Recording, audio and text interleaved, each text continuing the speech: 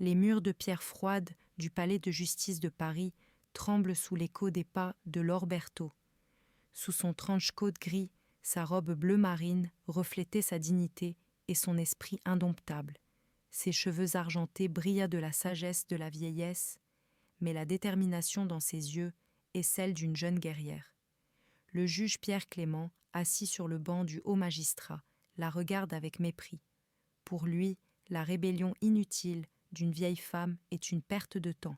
Affaire numéro 438, annonce le greffier, dont la voix rompt le silence de la salle d'audience. Laure se dirige vers la table des accusés, chaque pas augmentant la tension dans la salle. Clément, après un bref coup d'œil à son dossier, prend la parole avec un sourire en coin. « Madame Berthaud, vous êtes ici parce que vous n'avez pas payé un droit de stationnement. Jeter quelques pièces dans une machine ne devrait pas être si difficile, n'est-ce pas ?» Des rires provenant du dernier rang de la salle d'audience résonnent aux oreilles de Laure, mais elle garde son sang-froid et répond d'une voix claire. « Votre honneur, je paie toujours mon droit de stationnement. Je pense qu'il y a un malentendu. » Les sourcils de Clément se haussent sarcastiquement. Laure sent le regard des gens sur elle. Il voulait l'affaiblir, la faire renoncer, mais elle s'était battue toute sa vie. « Votre honneur, dit-elle d'une voix calme, si vous êtes sûr que j'ai payé, alors j'ai payé, et il y a moyen de le prouver. » Clément rit d'un air sarcastique. « Tout le monde prétend être innocent. Je respecte les vieux, mais avec l'âge, il faut savoir accepter certaines choses. » Le regard de Laure se durcit. « Votre honneur, je vous remercie de votre sollicitude. Peut-être devrions-nous vous donner un avocat ou un cahier, dit Clément d'un ton moqueur.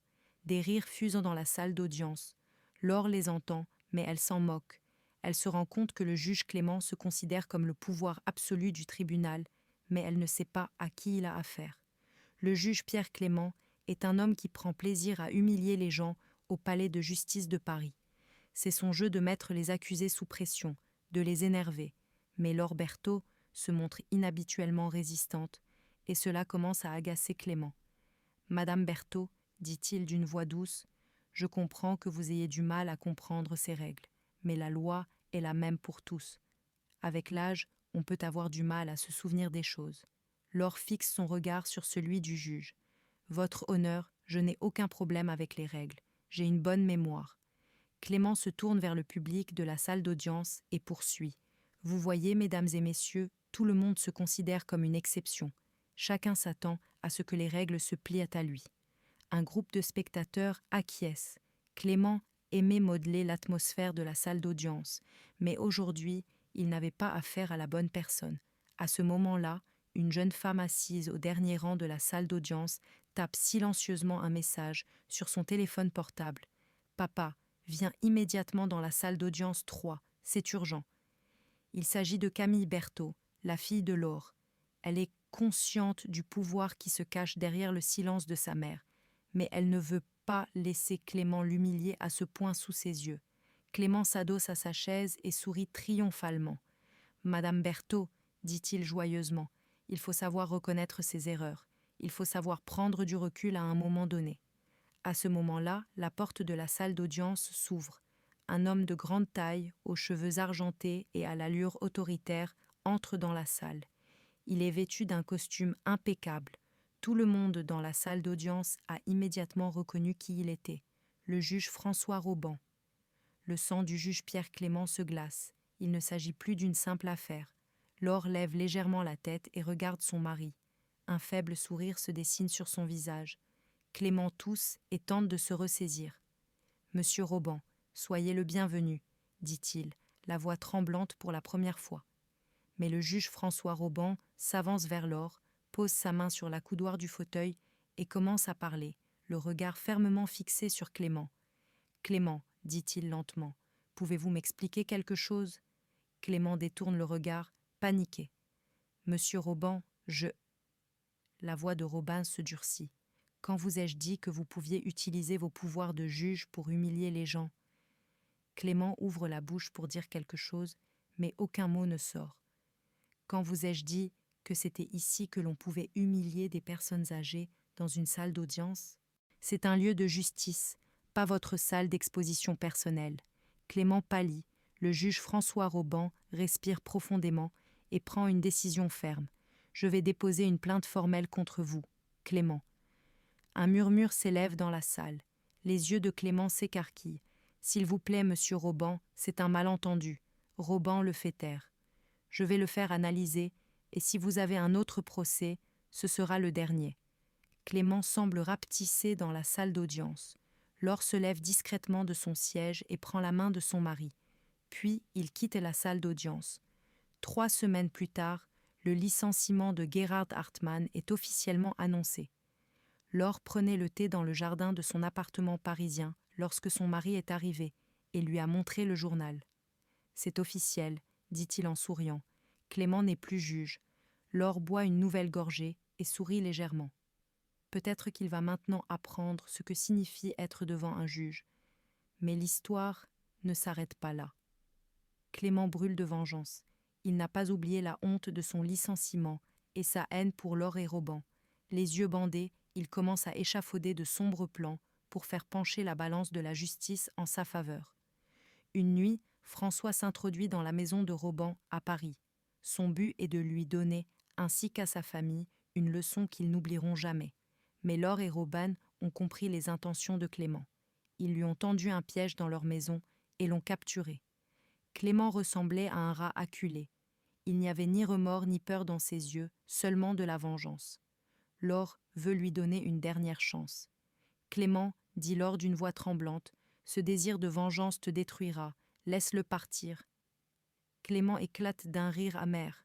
« La justice, tu es la justice, tu ne favorises que les puissants. » Roban prit la parole d'une voix décidée. « La justice n'est pas la vengeance. La justice est basée sur la conscience. » Mais Clément n'a pas prêté attention à ces paroles. Il fouille dans sa poche et en sort un couteau. Il attaque Laure et Roban, mais sur un mouvement rapide de Roban, le couteau tombe de la main de Clément sur le sol. S'effondrant sur le sol, Clément a jeté un dernier coup d'œil à Laure et Roban. Le corps de Clément gît comme une ombre sur le sol de pierre froide du palais de justice de Paris. Ses yeux sont ouverts sur un dernier regard haineux, comme pour défier la froideur de la justice. Les rides de son visage, creusées par la colère et la frustration, reflètent le désespoir d'un juge qui a rendu la justice. Le sang qui se répand comme une tache sombre sur son corps symbolise la cruauté de la justice. Ses mains, toujours serrées en poing, reflétaient le désir de vengeance auquel il s'était accroché dans sa vie. La peau pâle, entre ses doigts, était devenue encore plus blanche sous l'effet du froid de la mort. Le costume coûteux qu'il portait est désormais taché et froissé, montrant à quel point le pouvoir et l'autorité qu'il représentait autrefois étaient éphémères. La faible lumière du palais de justice de Paris tombait sur le corps sans vie de Clément, faisant danser des ombres. Ces ombres étaient comme le reflet de l'âme sombre de Clément. Les vieux tableaux accrochés au mur étaient les témoins silencieux de cette scène tragique, leurs visages reflétant l'étonnement et la tristesse face à cette justice cruelle. Laure et Roban regardent le cadavre de Clément. Il n'y a ni triomphe ni vengeance dans leurs yeux, seulement de la tristesse et du regret. Cet homme, autrefois juge et défenseur de la justice, est aujourd'hui la victime de sa sombre ambition. Cela n'aurait pas dû arriver, murmure Laure d'une voix tremblante. Roban touche l'épaule de sa femme. Nous devions le faire, nous n'avions pas le choix. Mais ces mots ne suffisent pas à apaiser la conscience de Laure. L'ombre de la mort de Clément plane comme une malédiction sur les murs du palais de justice de Paris. Cette nuit-là, les rues pluvieuses de Paris voient Laure et Roban rentrer chez eux d'un pas triste. Ils sont silencieux, essayant de digérer ce qui s'est passé. Mais l'esprit de Clément les suit. Les jours passent, mais Laure et Roban ne peuvent oublier cette nuit. L'ombre de la mort de Clément assombrit leur vie. Laure se sentait coupable, peut-être qu'elle aurait dû lui donner une dernière chance, peut-être qu'il y avait un autre moyen de l'arrêter. Un soir, Laure fait une proposition à Roban. « Roban, nous devons enquêter sur la vérité qui se cache derrière la mort de Clément.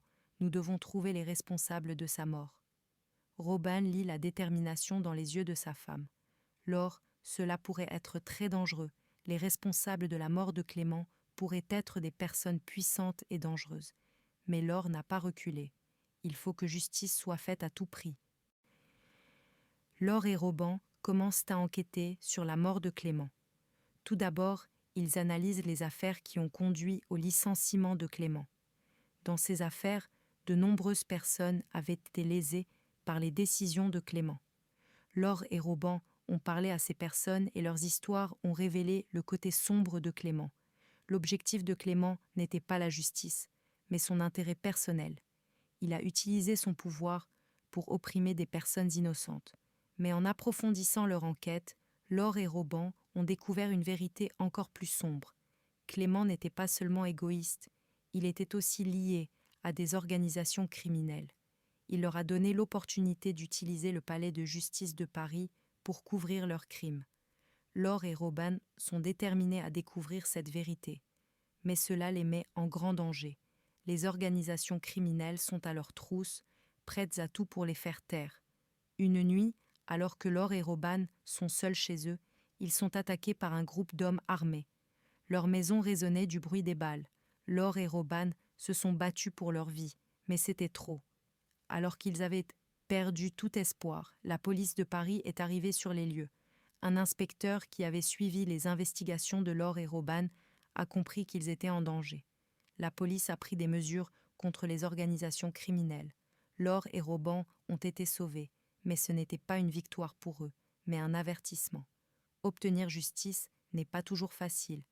Laure et Robin ont continué à se battre pour la justice, mais cette fois-ci, ils étaient de plus prudents. La balance de la justice doit être équilibrée par la connaissance et non par le sang.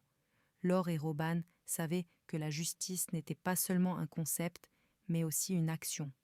Ils se sont embarqués dans un voyage dangereux, mais ils n'ont pas l'intention de faire demi-tour. Ils n'allaient pas faire de leur mieux pour découvrir la vérité sur la mort de Clément et démêler les chevaux des organisations criminelles. Au fur et à mesure que leur enquête progresse, ils se rendent compte que Clément n'était qu'un pion, qu'il faisait partie d'un jeu plus vaste et plus dangereux. Derrière ce jeu se cachait une organisation criminelle puissante et impitoyable qui contrôlait la pègre parisienne. Par la corruption, le chantage et la violence, cette organisation manipulait le système judiciaire et l'utilisait à ses propres fins. Alors que Laure et Robin traquent cette organisation, ils se lancent dans une dangereuse course-poursuite. À chaque étape, ils se font de nouveaux ennemis et prennent de nouveaux risques, mais ils sont déterminés à se battre pour la justice. Un soir, Laure et Robin organisent une réunion secrète pour confronter le chef de l'organisation. La réunion doit avoir lieu dans un entrepôt abandonné à Paris. Lorsque Laure et Robin arrivent au lieu de rendez-vous, ils rencontrent le chef de l'organisation et ses hommes. Une négociation tendue s'engage, mais elle tourne vite à la violence. Laure et Robin ont dû se battre pour sauver leur vie. Alors que des coups de feu résonnent sur les murs de l'entrepôt, elles font de leur mieux pour se défendre. Mais les hommes de l'organisation sont trop nombreux, et Laure et Robin sont acculés. Alors qu'ils perdent espoir, la police de Paris arrive sur les lieux. L'inspecteur qui suivait les investigations de Laure et Robin se rend compte qu'ils sont en danger et appelle des renforts. La police intervient contre l'organisation criminelle et une fusillade éclate. Après la fusillade, le chef de l'organisation et ses hommes ont été capturés. Laure et Robin ont contribué à rendre la justice. Cependant, cette victoire a été payée au prix fort. Laure et Robin ont perdu leurs proches et leur vie a changé à jamais. Mais ce qui compte le plus pour eux, c'est que justice ait été rendue. La vérité sur la mort de Clément a été révélée et l'organisation criminelle a été démantelée. Laure et Robin savaient que la justice gagnerait toujours, même si c'était difficile. Bien que l'histoire se termine ici, le combat de Laure et Robin nous rappelle l'importance de la justice et le fait qu'elle doit toujours être défendue. Ils ont montré que la justice n'est pas seulement un concept, mais aussi une action.